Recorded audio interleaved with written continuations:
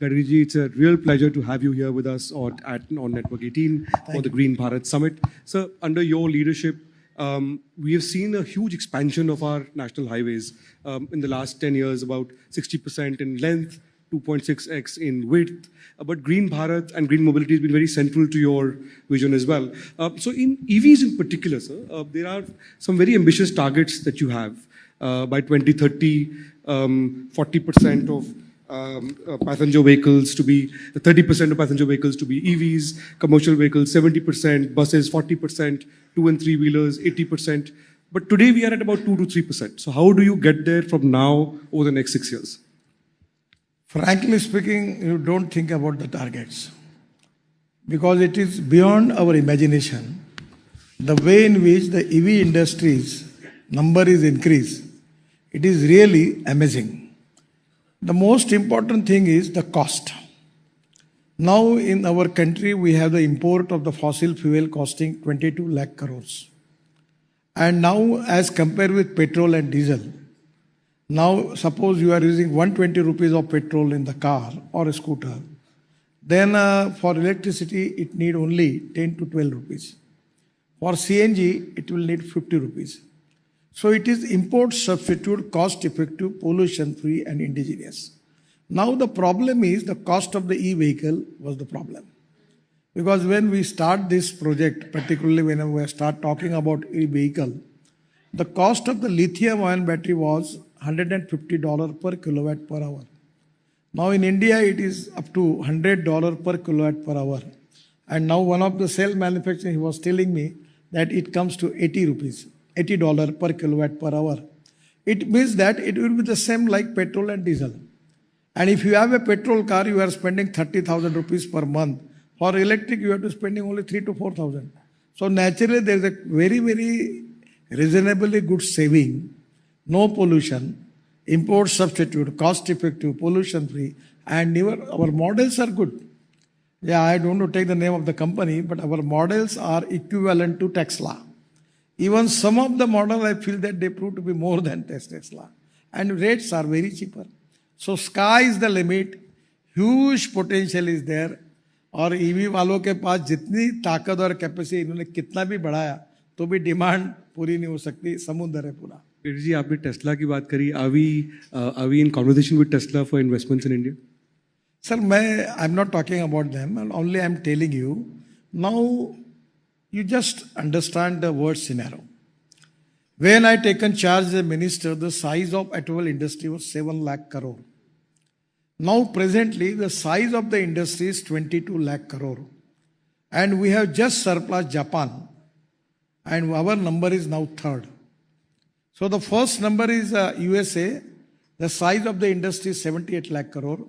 Second is China. It is 47 lakh crore. And India, it is 22 lakh crore. And I am confident, and my previous track record is so perfect, that whatever I am going to tell to the people, 100% that is going to happen. In 5 years, we will be number one in the world, and e-vehicle will be the main reason for increasing the size of industry. And there is domestic market and export market. Now all two-wheeler, Bajaj, TVS, Honda, Hero, they have 50% of their production is export. And now in EV, the domestic demand will be increased. At the same time, export demand will be increased because of the quality of the product, because of the design of the product, and because of the cost of the product. Sky is the limit, and I am confident that this industry is going to 100% fulfill the dream of our Prime Minister to make India Atmanirbhar Bharat. Sir, with EVs, see, आपने cost की बात करी. With lower cost, adoption बढ़ गया है cities में. City के अंदर चलने में problem नहीं होती है, लेकिन जब आपको दिल्ली से बॉम्बे जाना है, then people have this fear that about this range fear, right? That will I find a charging station on the way or not? So what are you doing about that? देखो वो प्रॉब्लम नहीं है. मैं इसी hotel में आता था. नाम चैनल वालों के नहीं लेता मैं. वो मुझे पूछते थे आप इलेक्ट्रिक व्हीकल की बात कर रहे हो और रास्ते में गाड़ी बंद पड़ गई तो धक्का मारने के लिए आप आओगे क्या? ये सवाल मुझे पूछा गया है. अब कोई गाड़ी बंद नहीं पड़ी, कोई धक्का नहीं मार रहा.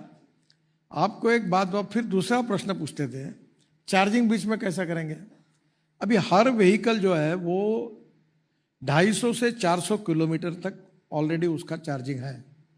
और अभी बजाज ने और टीवीएस ने स्टडी किया तो एक स्कूटर दिन भर में 24 से 26 किलोमीटर चलती है, और जबकि उनकी स्कूटर 125-130 किलोमीटर के लिए उन्होंने चार्ज की। ये जो नए स्टार्टअप आए 400 आए, उन्होंने क्या किया 60 से 70 किलोमीटर की बैटरी रखी, कॉस्ट कम कर दी, और वो मार्केट में पॉपुलर बन रहा है। तो पहली बात, चार्जिंग डोमेस्टिक अपने शहर में तो कोई नहीं है। अभी एनएचआई के तरफ से हम लोग 670 रोड साइड एमिनिटीज बना रहे हैं, वहाँ चार्जिंग स्टेशन बना रहे हैं। काफ़ी प्राइवेट लोग अपने चार्जिंग स्टेशन खोल रहे हैं। अब फास्ट चार्जिंग सिस्टम भी आ गई है, और मैं तो अब नई एक बस, पहला पायलट प्रोजेक्ट नागपुर में शुरू कर रहा हूँ। 135 सीटर बस है, और उसमें फ्लैश चार्जिंग है, उसमें हिटैची और सीमेंस की टेक्नोलॉजी है, और टाटा का भी जॉइंट और 2 कंपनियों का हुआ। वो बस में ये जो कार्ड होगा दिखाकर उतरना और जाना, यही होगा। और बस लग्जरी होगी, हर चेयर पर उसके ऊपर टीवी होगा और म्यूजिक सिस्टम होगी, और बस में बस होस्टेस होगी, एयर होस्टेस जैसी, चाय पानी नाश्ता मिलेगा, और डीजल बस की तुलना में उस बस का किराया 30% कम होगा। अब मुझे बताइए कि तो ये तो because of the cost of the fuel. और सबसे इंपॉर्टेंट चीज बताता हूँ, how it is going to change the map of India. हमारी लॉजिस्टिक कॉस्ट 16% है, और यही चाइना की 8% है, अमेरिका और यूरोपियन कंट्री की 12% है। और मेरा विश्वास है कि हमने हाईवे अच्छे बनाए, और फ्यूल में electric, ethanol, methanol, biodiesel, LNG, CNG और हाइड्रोजन, ये लगभग अब हिंदुस्तान में अभी बहुत जल्दी आएगा। मैं तो अभी आपके यहाँ जो गाड़ी में आया हूँ, वो वर्ल्ड की पहली गाड़ी है इनोवा टोयोटा की, जो 100% बायो इथेनॉल पे चलती है, 60% बिजली खर्च तैयार करती है, और उसकी कॉस्ट पेट्रोल की तुलना में केवल 25 रुपये लीटर पेट्रोल का भाव आता है। तो पब्लिक के लिए भी कॉस्ट इफेक्टिव है। तो अब टाटा, महिंद्रा, सुजुकी, हुंडई और टोयोटा, 5 कंपनीज अब अपनी फ्लेक्स इंजन पे ला रही है। इलेक्ट्रिक की डेवलपमेंट हो रही है। अभी सीएनजी की मैंने बजाज की 2 व्हीलर लॉन्च की मोटरसाइकिल, तो उन्होंने उनकी पेट्रोल की मोटरसाइकिल का खर्चा पर किलोमीटर 2 रुपये 25 पैसे है, और सीएनजी का 1 रुपया है। अब पूरे पंजाब हरियाणा में 200 लाख टन परली राइस स्ट्रॉ बनता है। ये पहले साल अभी 60 लाख टन राइस स्ट्रॉ का कन्वर्शन बायो सीएनजी में हुआ, और 2 साल में राइस स्ट्रॉ का पूरा कन्वर्शन सीएनजी में होगा, या इथेनॉल में होगा, या बिटुमेन बनेगा। एविएशन फ्यूल भी बन रही पानीपत में, बायो एविएशन फ्यूल। तो मुझे लगता है कि पोल्यूशन दिल्ली का भी कम होगा, और ये सब अल्टरनेटिव और बायो फ्यूल के कारण हमारी इकोनॉमी बहुत स्ट्रांग होगी, एक्सपोर्ट बढ़ेगा। सर, दिल्ली के पोल्यूशन की आपने बात करी, last 1 month we had a very bad state here. अभी भी 331 है AQI आज का। So what can the government do and your ministry do to reduce that? देखिए, ये नेचुरल प्रोसेस में हो रहा है। देखो, मैं खुद 5 टन सीएनजी तैयार करता हूँ परली से। ये ट्रैक्टर अभी महिंद्रा का लॉन्च हुआ है। ये जो पोल्यूशन कंसर्न है, 40% पोल्यूशन जो हमारे देश का है वो एयर पोल्यूशन, उसके लिए ट्रांसपोर्ट मिनिस्ट्री जिम्मेदार है। अब हम electric buses, CNG car, CNG scooter, electric scooter, flex engine, ethanol as a fuel, ये जितने इनिशिएटिव लिए उससे ग्रीन भारत का सपना निश्चित रूप से पूरा होगा। और मेरा विश्वास है कि अब सोलर पावर जो है वो हम हमारे टोटल पावर के बास्केट में 40% सोलर पावर है। तो आने वाले समय में धीरे धीरे 2070 का जो टारगेट है कार्बन न्यूट्रल बनने का, वो पूरा होगा। और ये मैं एक बात और लोगों को कह रहा हूँ कि hydrogen is the futuristic fuel, और उसका सबसे चीपर सोर्स कोई है तो इलेक्ट्रोलाइजर और पानी में करेंगे तो 150 यूनिट बिजली लगती है। पर म्यूनिसिपल वेस्ट जो है उसको सेग्रीगेट करके ग्लास, मेटल और प्लास्टिक अलग निकाल दिया, तो ऑर्गेनिक वेस्ट को बायोडाइजेस्टर में डालकर मीथेन बनेगा, और मीथेन से सीएनजी बनेगा। ऑलरेडी हमारे कारपोरेशन में तो सबसे बड़ा हाइड्रोजन भी बन सकता है। तो सबसे बड़ा सोर्स है कि biomass, by using biotechnology increase the productivity of biomass, और बायोमास एंड म्यूनिसिपल वेस्ट का कन्वर्शन ग्रीन हाइड्रोजन में करने से हम आत्मनिर्भर बनेंगे, और ऊर्जा को आयात करने वाला नहीं, हम ऊर्जा को निर्यात करने वाला देश बनेंगे, ये मेरा विश्वास है। Sir, you talked about the project in Nagpur with the buses. Today, I think India produces about 50,000 EV buses in a year. You've talked about in the past about taking that to 1 lakh. Today, on this platform in Green Bharat Summit in the morning, a proposal was made that why can't the government mandate that all cars or buses bought by central government or state governments be EV buses, for example. What would you say to a proposal like that? नहीं, ये तो चल रहा है already. Scrapping policy में अगर वो scrap करते तो हम नई गाड़ी के लिए उनको पैसे दे रहे हैं। अब इसको कहने की आवश्यकता नहीं है, हर आदमी खरीद रहा है। और मैं आपको बताता हूँ हमारी प्रॉब्लम यह है, प्रॉब्लम मैन्युफैक्चरिंग की है। हमारे पास 50,000 बसेस बनती है, 1 लाख बसेस का ऑर्डर है। कल मैंने अशोक लेलैंड की इलेक्ट्रिक बसेस का लॉन्चिंग किया। अब उन्हें पास तो स्पेन का ऑर्डर मिल गया उनको, और दिल्ली का ऑर्डर मिला। अब देश में कैपेसिटी है 50,000 55,000 बसेस बनाने की, और रिक्वायरमेंट है 1.25 लाख बसेस की। तेलंगाना के मिनिस्टर मेरे पास आए कि सर मेरे लिए कहीं से तो भी बसेस अरेंज कर दो, कोई दे नहीं पा रहा मार्केट में। मैं जो सबसे पहली बात ग्रीन भारत के प्लेटफॉर्म पर सबको कहना चाहता हूं कि जो जो इलेक्ट्रिक के इसमें है वो अपनी कैपेसिटी 10 गुना बढ़ाइए, 10 गुना। इतना पोटेंशियल है डोमेस्टिक मार्केट और इंटरनेशनल मार्केट में, क्योंकि लोग अब एयर पोल्यूशन के बारे में भी कॉशियस बने हैं। और electric is a very cheap fuel, और ये निश्चित रूप से होगा। केवल ये कॉन्फिडेंस जो है, मुझे याद है एक बड़े कंपनी को मैंने कहा था, नाम नहीं लेता उनका, पर पहले 5-10 कंपनी में, तो उनको कहा कि इलेक्ट्रिक करो, नहीं बोले हम 2024 में लॉन्च करेंगे। तो आप बस मिस करोगे, वैसे ही होगा। जो आए पहले उनका सेल बढ़ गया, बाकियों का कमी हुआ। एक बहुत बड़े जायंट है ऑटोमोबाइल मैन्युफैक्चरिंग के, मेरे मित्र है। मैंने उनको कहा कि आप इलेक्ट्रिक में जाओ। अभी परसों मुझे मिले, उन्होंने कहा कि तुमने जो कहा उसको हमने सीरियसली लिया नहीं, क्योंकि हमको लगा ही नहीं कि इतने जल्दी ये फास्ट डेवलपमेंट होगी। Now we miss the bus. अब मैं बता रहा हूँ कि बसेस में अभी ट्रक आ रहे इलेक्ट्रिक की, इतना कॉस्ट इफेक्टिव है ट्रक। और अगर ये लिथियम आयन बैटरी की कीमत अगर ये पेट्रोल डीजल के बराबर आएगी तो फ्यूल में कितना सेविंग है, वो इकोनॉमिक्स आप देखिए। अभी मैं ये एग्जीबिशन आया है, कल उद्घाटन किया मैंने उसका। वहाँ एक तमिलनाडु की कंपनी है, उन्होंने 100 इलेक्ट्रिक ट्रक माइनिंग में दिए, और वो बोल रहे अभी हमारी कैपेसिटी अभी बढ़ानी है, हमको डिमांड है। यानी आने वाले समय में 100% India is the fastest growing economy. India ये ऐसा देश है कि इंफ्रास्ट्रक्चर को सबसे प्रायोरिटी मिली है। और मैं तो, हमारा ऐसा डिपार्टमेंट की जो पैसे की कमी नहीं है। मैं 5 लाख करोड़ के रोड, मैंने 75 लाख करोड़ के रोड बनाने का प्लान है अभी फ्यूचर। और budget is 2.8 lakh crore for the year. आपका 2.8 लाख करोड़ का बजट है शायद। सर इतने है कि इसके कारण निश्चित रूप से ऑटोमोबाइल इंडस्ट्री को फायदा होगा, कंस्ट्रक्शन इक्विपमेंट को फायदा होगा। और सेकंड इंपॉर्टेंट थिंग, ये नॉलेज टू वेल्थ, ये बहुत इंपॉर्टेंट चीज़ है। मैं मुझे बड़ा खुश हूँ कि हमारे यंग टैलेंटेड जो इंजीनियरिंग स्टार्टअप है, they are doing excellent job. Innovation, entrepreneurship, science, technology, research, skilled and successful practices, we name it as knowledge and conversion of knowledge into wealth is the future. अभी ये lithium ion battery की बात हो रही, हमारे जम्मू में हमको world का 6वां लार्जेस्ट लिथियम का डिपॉजिट मिला हुआ है। अभी लिथियम आयन के साथ केमिस्ट्री बदल रही है, zinc ion, sodium ion, aluminium ion, अलग अलग प्रकार के चेंजेस हो रहे हैं।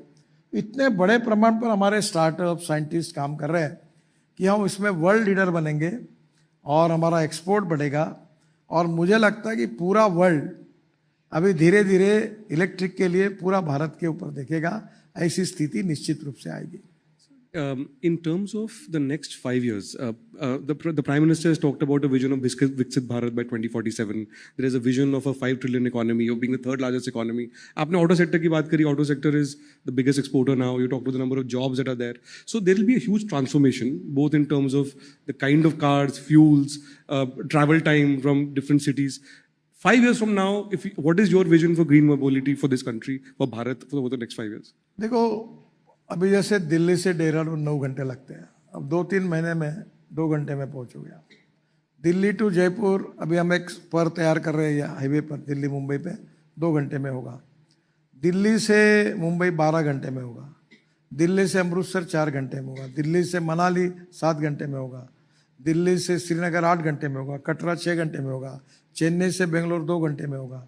अभी मेरठ से दिल्ली 4 घंटे लगते थे, अब 50 मिनट में हुआ। अब धीरे धीरे ऐसे 50 से ग्रीन एक्सप्रेस हाईवे हम बना रहे हैं। कश्मीर से कन्याकुमारी, ये जो सूरत है, सूरत से नासिक, नासिक से अहमदनगर, अहमदनगर से सोलापुर, सोलापुर से करनूल, और करनूल से चेन्नई, कन्याकुमारी, हैदराबाद, बेंगलोर, बेंगलोर, कोचीन, सब साउथ को जाएगा। तो मुंबई और पूना जाने की जरूरत नहीं। तो 320 kilometre distance Delhi to Chennai कम हो रहा है। तो ये इतने बड़े, आपने अभी जो देखा है रोड का सेक्टर, वो तो न्यूज़रील है। असली फिल्म शुरू होना और बाकी है।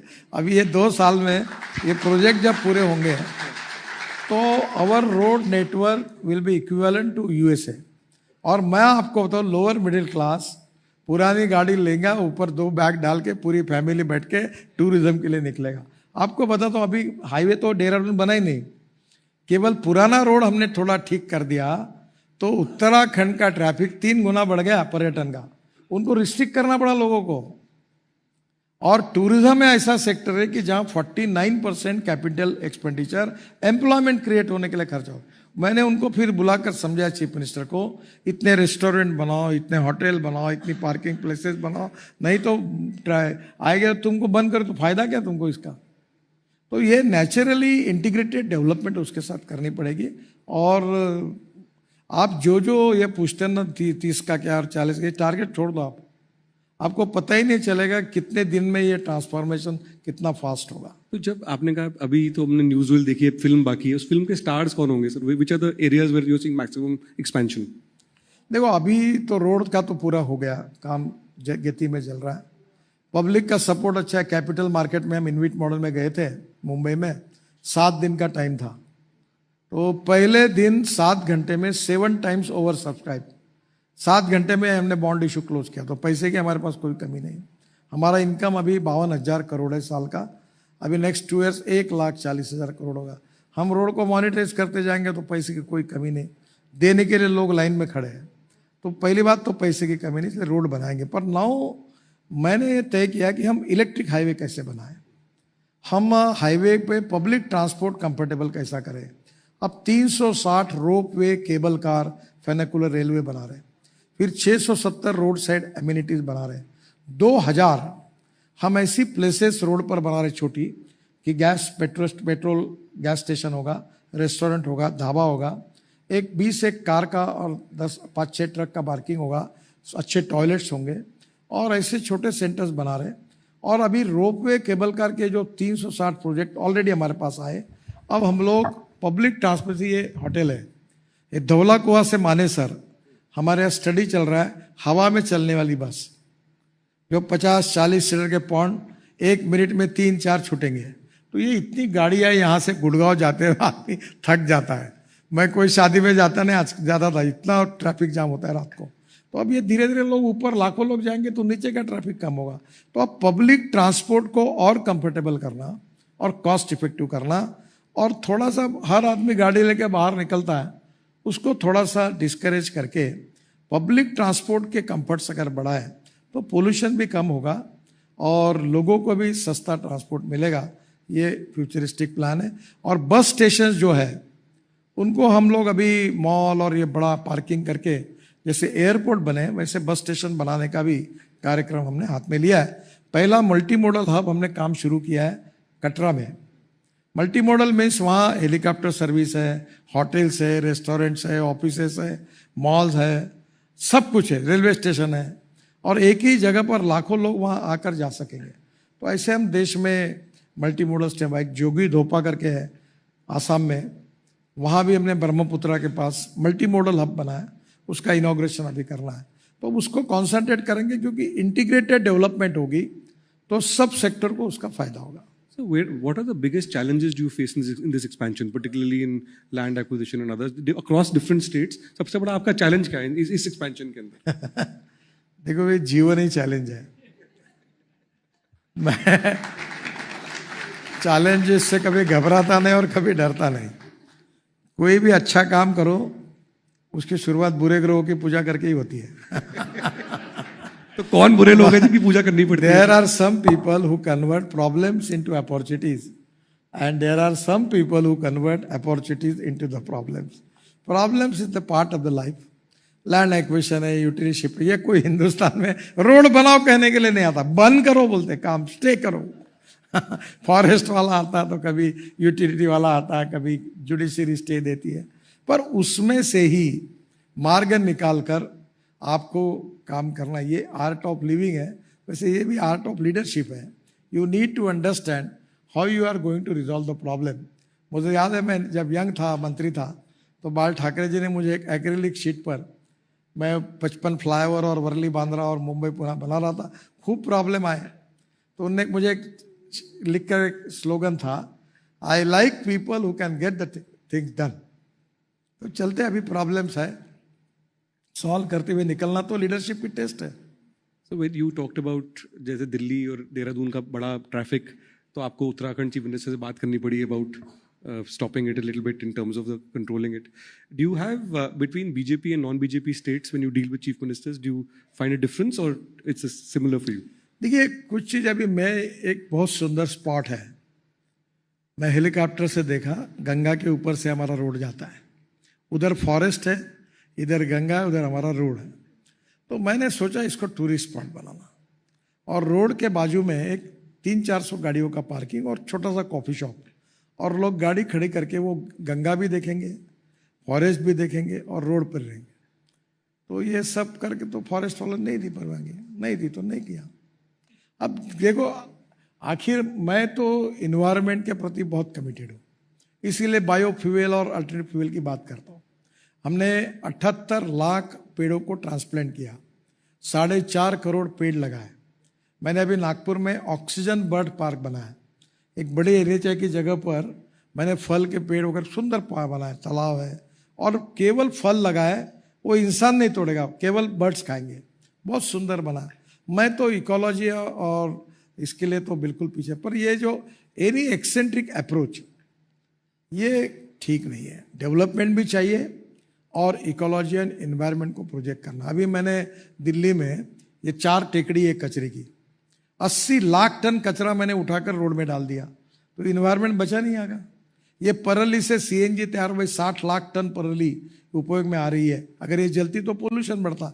2 साल में 200 लाख टन पूरी अगर कन्वर्ट हो जाएगी वेस्ट टू वेल्थ, तो देश बदलेगा, इंपोर्ट बचेगा, कॉस्ट बचेगी और दिल्ली का प्रदूषण कम होगा. कभी ना कभी केवल वन साइड एक्सेंट्रिक रखने के बजाय पॉजिटिविटी के साथ हमको इकोलॉजी एंड एनवायरनमेंट को प्रोटेक्ट करने के लिए भी काम करना चाहिए. So there's a lot of work happening with waste being used for making roads and all of that, and for recycling for Green Bharat. Do you see a very large percentage of roads being made from these kind of recycled materials over the next 4 or 5 years? Sir, अभी तक हमने डोलारो Ahmedabad road पर 20 lakh ton waste use किया.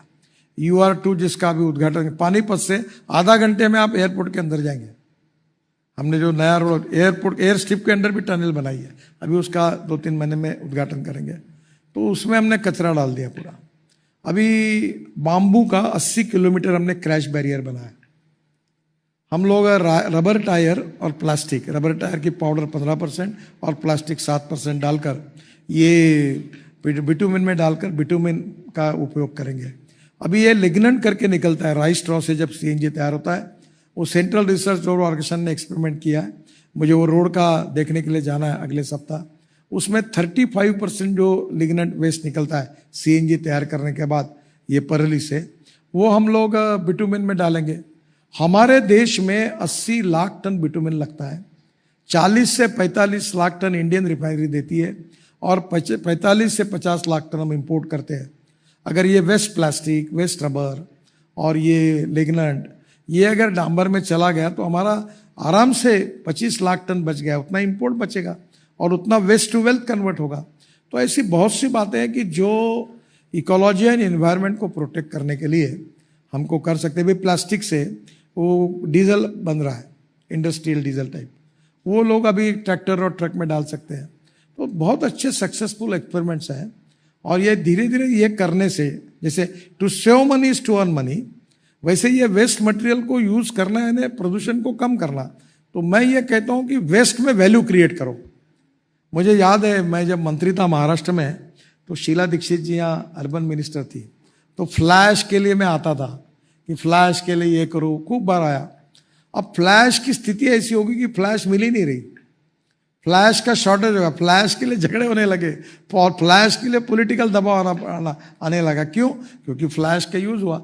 मैं आपको लिख देता हूं, अगले 5 साल के बाद कचरे के लिए झगड़ा होगा, लोग झगड़े करेंगे, ये कचरा मेरा, ये कचरा मेरा। यानी स्टोर करने की तो बात ही नहीं, क्योंकि उसमें टेक्नोलॉजी का उपयोग करके जब वैल्यू एडिशन होगा तो निश्चित रूप से चीजें बदलेगी। So the Prime Minister has often talked about about river transport as part of Green Bharat and about improving our transportation across that, जो पहले भारत में होता था बहुत ज़्यादा, फिर बहुत कम हो गया।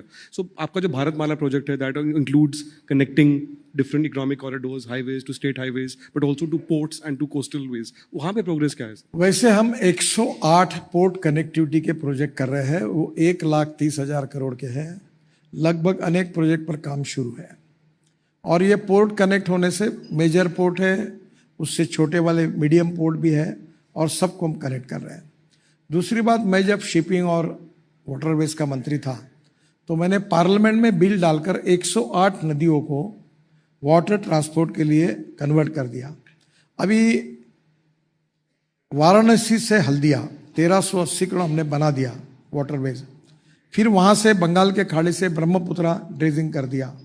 तब सुषमा जी मंत्री थी और बांग्लादेश के प्रधानमंत्री ने उनको कहा कि ये जो आगे काम करके बांग्लादेश में एक मुंगली पोर्ट है, तो मैं 250 किलोमीटर घुस के हमने बांग्लादेश में भी वाटरवेज बना दिया, ब्रह्मपुत्रा तक वो भी बना।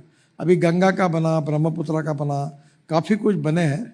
आप कभी मुंबई में देखो, मुंबई में बीपीटी में हमने एक रो पैक सर्विस, ऐसी 30-40 सर्विसेज शुरू की। अपनी कार, बस उसके जहाज के अंदर डालना और 5वें 6वें मंजिले पर चाय कॉफ़ी रखे रेस्टोरेंट में बैठना। तो अब JNPT से अलीबाग जाने के लिए, बीपीटी से अलीबाग जाने के लिए रोड से 3 घंटे लगते हैं। अब ये 20 मिनट में जाता है, और तुरंत लोग उतरते हैं, अपनी कार बाहर निकल जाते हैं। तो ये बड़े प्रमाण पर वाटर ट्रांसपोर्ट का काम अब शुरू हुआ है, और करने की आवश्यकता है। दूसरी, आपको याद होगा मैंने मुंबई के समुद्र में मैं हवाई जहाज से उतरा था, एमपीबीएस सी प्लेन। तो ये एविएशन वालों को मैंने कहा तुम जल्दी कानून बनाओ, नहीं तो मैं फ्लाइंग बोट के नाम से नया कानून मैं बना के अपना करा लूँगा, क्योंकि वो दोनों भी है, फ्लाइंग बोट भी है और हवा में उड़ने वाला हवाई जहाज भी है। तो मैं खुद समुद्र में उतरा, मोदी जी ने उसको लेकर साबरमती से वो सरदार सरोवर तक गए, उतरे। तो एमपीबीएस सी प्लेन, ये भी इसका उपयोग हो सकता है। दूसरा, जो हमारी बोट्स है वो समुद्र में अलग टेक्नोलॉजी है, रिवर्स में अलग है, तो क्रूज चलते हैं ब्रह्मपुत्रा में। अब वाराणसी टू हल्दिया इन्वेस्टर चाहिए, तो इसके लिए प्राइवेटली अभी वाराणसी में कुछ शुरू हुआ है।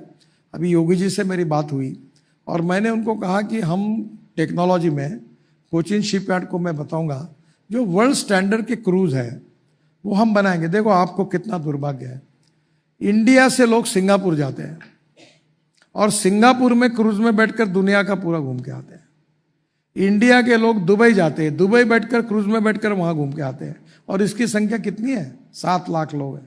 ये डॉलर में वहां पैसे देते हैं, वह हमारा समुद्र वहां जाता है। तो मैंने अभी कोचीन में, मुंबई में बहुत बड़ा क्रूज पोर्ट ये बनाया, पोर्ट बनाया। अब काफ़ी जगह ये मुंबई से गोवा चालू किए। अब इसको क्रूज टूरिज्म को हम लोग पॉपुलर कर सकते हैं, और दुबई और सिंगापुर यहाँ से शुरू कर सकते हैं। तो वाटर ट्रांसपोर्ट की विशेषता यह है कि फॉर एग्जांपल रेलवे में जाने के लिए अगर आपको 10 रुपये लगता है, नहीं रोड में जाने के लिए 10 रुपये लगता है, तो रेलवे में 6 रुपये लगते हैं और वाटर से 1 रुपया लगता है। तो पहली priority waterways, second priority railway, third priority to road and fourth priority to aviation. तो आने वाले समय में हम ये देश में डेवलप करेंगे तो पोटेंशियल है। आप देखो यूरोप में, आप किसी भी देश में जाइए, हर बड़ी सिटी रिवर के बाजू में है और वो अपना कंटेनर रिवर पोर्ट से डालकर पोर्ट पे पहुंचा देता है। ये पूरे अमेरिका में भी यही है, यूरोप में, इसके कारण उनकी लॉजिस्टिक कॉस्ट कम है। और हमको हमारा कंटेनर पंजाब के लुधियाना से निकलेगा तो ट्रक में डीजल फूक फूक के वो हो जाएगा। अभी हमने नया हाईवे बना इसलिए आधा टाइम हो गया, अदरवाइज वो दिल्ली के बीच में से जाता था। ये यहाँ का धौला कुआं के पास में जब नया नया दिल्ली आया था तो रात को इतने ट्रक जाते थे, तो अब जब नया हमने रिंग रोड बनाया तब बंद हुआ, तो यहाँ से पूरा पोल्यूशन रहता था, ट्रैफिक जाम रहता था।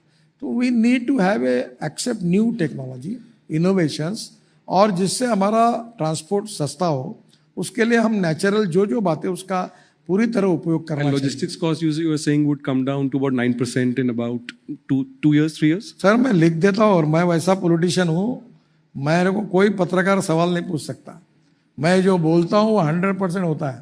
ये तो पॉलिटिशियन हो इसलिए लोग जरा विश्वास कम रखते हैं। You are saying on the चिंता Green मत Bharat करिए। program. मैं आपको 2 years, sir. 9 साल के अंदर हिंदुस्तान की लॉजिस्टिक कॉस्ट जो 14 से 16% है, वो सिंगल डिजिट में आएगी और 9% होगी। रोड का इंफ्रास्ट्रक्चर बदलेगा और फ्यूल भी बदलेगा। We will have you again here on this platform when we do that. 100%। Coming back to EVs, आपने कुछ दिन पहले बात की थी कि आपका पर्सनल व्यू था that it's time to end subsidies, and then that was your personal view. Now in your view at the moment the GST is 5% for EVs, for others is 48%. What is your? देखो ये बात से लोग नाराज होते हैं, पर मेरा व्यू है इलेक्ट्रिक व्हीकल को सब्सिडी की जरूरत नहीं। जब $150 पर किलोवाट पर आवर थी तब बात सही थी। अब नंबर का गेम है, अब वो तो बता रहे हैं $80 पे आई। तो मुझे आपको यही कहना है कि आप अभी देखो क्या है, कोई भी चीज जो फुकट में मिलती है उसका हम भारतीयों में बड़ा आकर्षण होता है। तो ये जब से चाहिए सब्सिडी की सोचो मत, इसके लिए समय खराब मत करो। हाँ, इलेक्ट्रिक ट्रैक्टर बनाने के लिए नंबर है, उसको सब्सिडी चाहिए चाहिए।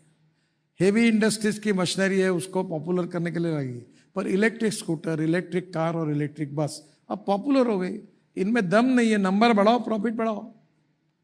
और अभी वेटिंग लिस्ट है, दे नहीं पा रहे, बसेस नहीं मिल रही। 1 लाख बसेस चाहिए, 50,000 का प्रोडक्शन है। तो मुझे लगता है कि अब जैसे नंबर बढ़ेगा कॉस्ट कम होती जाएगी। अब जो चीज़ें अभी तक इलेक्ट्रिक पर लॉन्च नहीं हुई है उसके लिए कुछ समय के लिए सोचना होगा। ये मेरा व्यक्तिगत मत है। अब सब्सिडी देने वाली दूसरी मिनिस्ट्री है, उनको देना है तो वो दे सकते हैं। Sir at the moment over the अभी बजट आने वाला है 2-3 महीने में, we are seeing a little bit of a slow down. How important do you see is the role of government and private sector to increase growth again, including capex growth? देखो मैं तो पहली बात बताता हूँ कि देश में बजट के आधार पर जो डेवलपमेंट का काम होता है वो एक पार्ट है। अब हमारी सरकार ने पब्लिक प्राइवेट इन्वेस्टमेंट को बहुत इंकरेजमेंट किया है, और मैं तो बीओटी का जन्मदाता हूँ। पर मैं आपको अच्छी बात बताता हूँ, हमने मथुरा में ये जो 80 MLD स्लश थी मथुरा की, उसके ऊपर मैं वाटर रिसोर्स मंत्री था। मैंने हाइब्रिड एन्युटी में एक प्रोजेक्ट निकाला, 40% सरकार देगी और 60% इन्वेस्टर डालेगा। वो वहाँ इंडियन ऑयल की रिफाइनरी है मथुरा में। तो वैद्य साहब चेयरमैन थे, मैंने उनको बुलाया कि आप पानी कहाँ से लेते हो? बोले हम यूपी इरिगेशन डिपार्टमेंट। पैसे कितने देते हो? बोले 25 करोड़। मैंने बोला आप 5 करोड़ आपके बचा देता हूँ, आप 20 करोड़ दीजिए। मैंने प्रोजेक्ट, हमने टेंडर किया, त्रिवेणी इंजीनियरिंग कंपनी है, उन्होंने प्रोजेक्ट लिया और 100 रुपये का काम 40 रुपये में, 40% में प्रोजेक्ट हुआ मथुरा का 80 MLD स्लज में। तो कचरे में भी पब्लिक प्राइवेट इन्वेस्टमेंट पॉसिबल है। कचरे से CNG तैयार करना या ग्रीन हाइड्रोजन तैयार करना municipal corporation public private investment से कर सकती है। मैं अपने कॉन्स्टिट्यूंसी में 8 साल से टॉयलेट का पानी बेचता हूँ, नागपुर शहर का, महाराष्ट्र सरकार को, कोराडी खापरखेड़ा पावर प्रोजेक्ट को। आप बिलीव नहीं करोगे, हम 300 करोड़ साल के कॉरपोरेशन को मिलाते हैं, हमने टॉयलेट का पानी बेचकर 300 करोड़। तो ये इंडस्ट्री को हम वो पानी करके दे सकते हैं। इसलिए अभी public private investment government budget के साथ जुड़ेगी तो कैपिटल इन्वेस्टमेंट का साइज दुगना होगा, तिगना होगा, तो एम्प्लॉयमेंट पोटेंशियल तिगना होगा। उससे नेचुरली पर कैपिटा इनकम बढ़ेगा, रोजगार भी निर्माण होगा और ग्रोथ बढ़ेगी, GDP बढ़ेगा। तो प्रयास यही है। अभी बस पोर्ट हम प्राइवेटली करेंगे BOT पर, जैसे रोड बना दें, रोप वे, केबल कार, अभी केदारनाथ की रोप वे प्राइवेट कर रहे सब। तो आने वाले समय में अभी सरकार ने वही काम करना चाहिए जिसमें इंटरनल रेट ऑफ रिटर्न कम है, जिसमें आईआरआर अच्छा है, उसमें ट्रांसपेरेंसी के साथ टेंडर निकालकर क्वालिटी वर्क करे। और मेंटेनेंस के लिए अभी हमारे यहाँ जैसे 10 साल का मेंटेनेंस, ये उसकी डिफेक्ट लायबिलिटी कॉन्ट्रैक्टर की होती है। अभी खराब हुआ तो मैंने रगड़ना शुरू कर दिया, बैंक गारंटी कैश की, ब्लैक लिस्टेड किया, डिबार कर दिया। तो अब नेचुरली हम क्यों अपने इतना मैन पावर यूज करें? तो दिस इज द वे कि दोनों की ताकत जब लगेगी तो जीडीपी ग्रोथ बढ़ेगी, हम आत्मनिर्भर भारत बनेंगे, इकोनॉमी मजबूत होगी। और मुझे लगता है इसके साथ फॉरेन इन्वेस्टमेंट भी आएगी। तो बहुत से फील्ड ऐसे हैं कि जिसमें अपॉर्चुनिटीज है। अभी एविएशन में अभी कितने बड़े प्रमाण पर कितना ग्रोथ है, 24% है ग्रोथ। आने वाले समय एयरपोर्ट, अभी दिल्ली एयरपोर्ट बना तो लगा इतना बड़ा बना, अब वहाँ भी कंजेशन हो गया। तो अभी ऐसे 3 एयरपोर्ट लगेंगे अभी 10 साल में हमको। तो देर इज ए पोटेंशियल। और India is the fastest growing economy in the world. तो मुझे लगता है कि आज वर्ल्ड, कुछ लोगों के देशों के मैं नाम नहीं लेता, उनसे डील नहीं करना चाहता। Whole world is interested to deal with India. तो मुझे लगता है ये बहुत बड़ी अपॉर्चुनिटी है। और इलेक्ट्रिक व्हीकल में तो कोई चिंता ही मत करो, आप जितना बढ़ा सकते हो उतनी बढ़ाओ। आप सबको मैं पॉजिटिविटी और कॉन्फिडेंस के साथ कह रहा हूँ कि स्काई इज द लिमिट, आपको कोई चिंता करने का कारण नहीं। अभी सेमीकंडक्टर का शॉर्टेज था, वो भी लोग आ रहे हैं। अभी टाटा, हिटैची, टाटा, सुजुकी, बाद में अडानी और पैनासोनिक, 4-5 लोग ये इसके सेल में भी आ रहे हैं, इलेक्ट्रिक बैटरी को ले लगते हैं। तो आने वाले समय में हम लोग बहुत ही स्ट्रांग होंगे, मुझे लगता है कोई प्रॉब्लम नहीं। जैसे in terms of for EV manufacturing, for example in mobile phones हम पहले इंपोर्ट करते थे, अब एक्सपोर्ट करते हैं बहुत। सेमीकंडक्टर्स की आपने बात करी, what lessons can we draw from that for the EV ecosystem for private sector? देखो, एक तो पहले ऐसा है कि सब इंडस्ट्री वालों ने क्वालिटी के बारे में बहुत ही कॉशियस रहना चाहिए। आपको एक बात वो, बीच में 27 से 28 गाड़ियां जल गई। और फिर तो है लॉबी, उन्होंने इलेक्ट्रिक व्हीकल के खिलाफ बोलना शुरू कर दिया, अखबार वालों ने, मीडिया वालों ने भी उल्टा कर दिया। फिर हमने इसरो के साइंटिस्ट, टेक्निकल लोग, आईआईटी के लोग बुलाए और मैंने उनको इसका रीजनिंग क्या है, तब ध्यान में आया कि जो सेल इंपोर्ट हो रहे हैं उसका स्टैंडर्ड बराबर नहीं। फिर हमने उसके स्टैंडर्ड निश्चित किए और जब हमने स्टैंडर्ड निश्चित किए तब से एक भी आग नहीं लगी। तो एक बात जरूर देखो कि honesty, quality and credibility is the biggest capital of 21st century. आप शॉर्टकट मत मारिए, शॉर्टकट कट यू शॉर्ट। आप ऑनेस्टी, क्रेडिबिलिटी और क्वालिटी के साथ अगर काम करेंगे तो वर्ल्ड का मार्केट बिल्कुल हमारे पास आएगा। पर ये डुप्लीकेट माल इधर से उधर जुड़ो लगाओ तो पूरा प्रोडक्ट अगर बदनाम हो जाएगा तो मुश्किल हो जाएगी, ये मत करिए। With Trump coming in power in the US, in the White House very soon, with import duties, what is the opportunity you see for the industry and for green initiatives in India in terms of the industry overall? Sir, green hydrogen पे सबसे बड़ा potential है।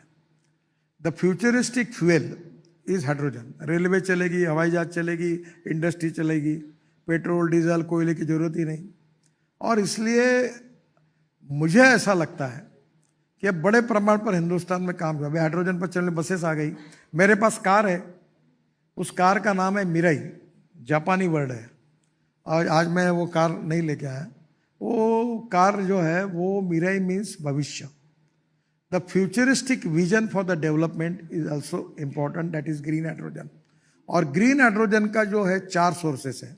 कोयले से होता है black hydrogen, petroleum से होगा ब्राउन हाइड्रोजन, और जो पानी से और कचरे से बनेगा वो ग्रीन हाइड्रोजन। अब इलेक्ट्रोलाइजर प्रोसेस में 150 यूनिट पावर लगती है तो हाइड्रोजन जाता है 300 रुपये किलो। मेरा ये कमिटमेंट नहीं है, मेरी ये इच्छा है कि हाइड्रोजन की कीमत $1 पर केजी होनी चाहिए। और इसलिए municipal waste free of charge अगर अपने को मिलती है और वहाँ से अगर मिथेन तैयार करके हाइड्रोजन तैयार होगा तो सबसे बड़ा प्रॉब्लम है हाइड्रोजन के ट्रांसपोर्ट का और फिलिंग स्टेशन का। मुझे लगता है ये लोग भी जरूर सोचे उसमें। और हाइड्रोजन ये भविष्य का फ्यूल है, हम इसको एक्सपोर्ट भी करेंगे और रेलवे से लेकर हवाई जहाज तक हाइड्रोजन पे कन्वर्ट होगा। तो मुझे लगता है ये एक फील्ड ऐसा है कि भविष्य में हम हिंदुस्तान को ऊर्जा को आयात करने वाला देश बनाएंगे।